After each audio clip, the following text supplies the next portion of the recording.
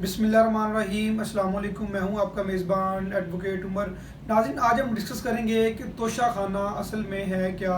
और ये टर्म जो है पिछले कई महीनों से पाकिस्तान में बहुत ज़्यादा इस्तेमाल की जा रही है। तोशा खाना से मुराद क्या है, और ये लफ्ज़ जो है तोशा खाना, ये कहाँ से इसका आगाज़ हुआ, इसका ओरिजिन क्या है और इसका मीनिंग क्या है। नाज़रीन, मैं बताता चलूँ कि मुग़ल दौर में इस जो इस्तिलाहात, इन वर्डिंग का आगाज़ हुआ, ये बेसिकली संस्कृत और हिंदी का लफ्ज़ है तोशा खाना। और इससे मुराद ये है कि ऐसी जगह जहाँ पे उस वक्त की प्रिंसेस अपने कीमती तोहफ़े रखती थी, ऐसी जगह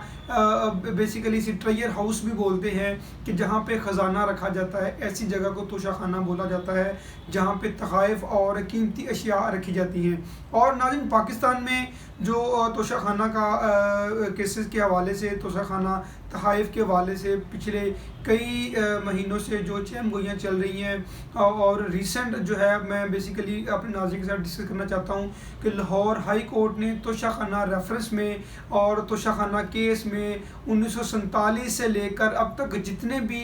अशख़ास ने जो जो तोहफ़े वसूल किए हैं, अदालत ने उनका रिकॉर्ड मांग लिया है। अदालत में बड़ी तेज़ी से उस केस में समाअत हुई। अदालत ने प्रॉपर हियरिंग के ज़रिए उस केस को वाइंड अप किया, और अदालत ने ये समझा कि उस केस को वाइंड अप करना इसलिए ज़रूरी था क्योंकि हम देखते हैं कि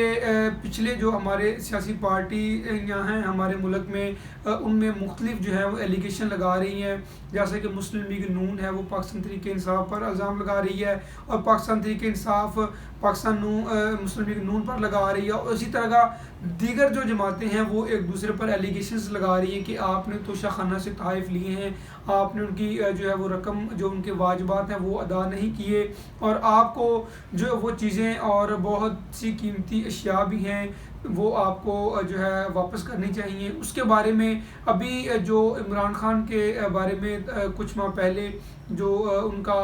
जो गड़ी के हवाले से, कि तोशा खाना गड़ी उन्होंने वहाँ से चुराई है, तो और उसको बहुत कीमती गड़ी थी और उसको बेचा गया, और उन पर जो एलिगेशंस लगे उनको उन्होंने फेस किया, और फिर वो मामला जो है वो वहाँ पे रुका नहीं, वो मामला चलता चलता आगे लाहौर हाई कोर्ट में आ गया, और लाहौर हाई कोर्ट ने उस मामले में जितने भी आज तक तोहफ़े वसूल हुए हैं, अदालत ने उनका रिकॉर्ड तलब कर लिया है। नाज़रीन, यहाँ पे जो बात बताने वाली है, आज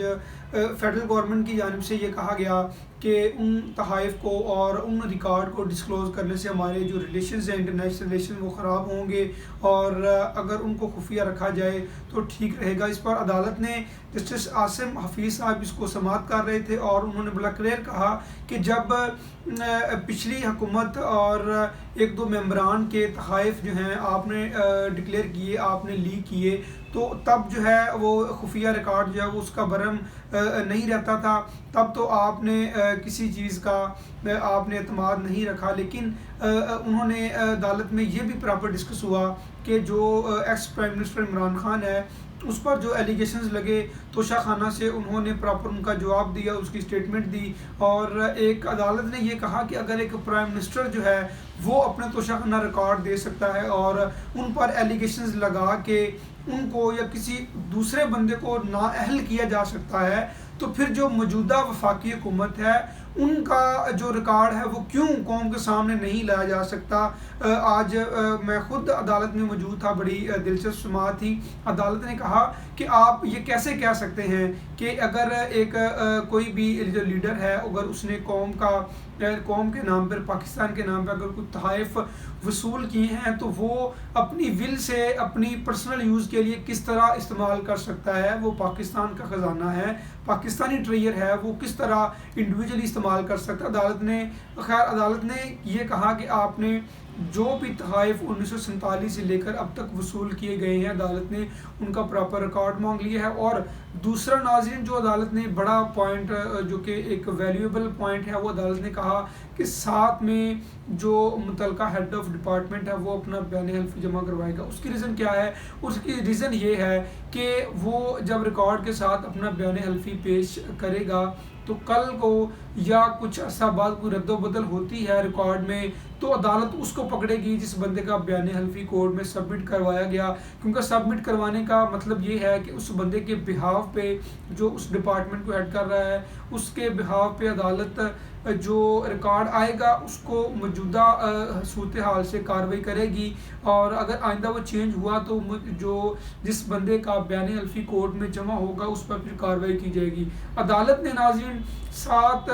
فیب کو عدالت نے کہا کہ آپ نے بیان حلفی سمیت تمام ریکارڈ آپ نے جو 1947 سے لے کر آج تک بنا ہے، جو بھی چیزیں پاکستان کو موصول ہوئی ہیں آپ نے وہ ریکارڈ پیش کرنا ہے۔ اور میں یہ سمجھتا ہوں کہ یہ بہت بڑی عدالت کی ایک بہت بڑی فتح ہوگی، ایک عدالت کی ایک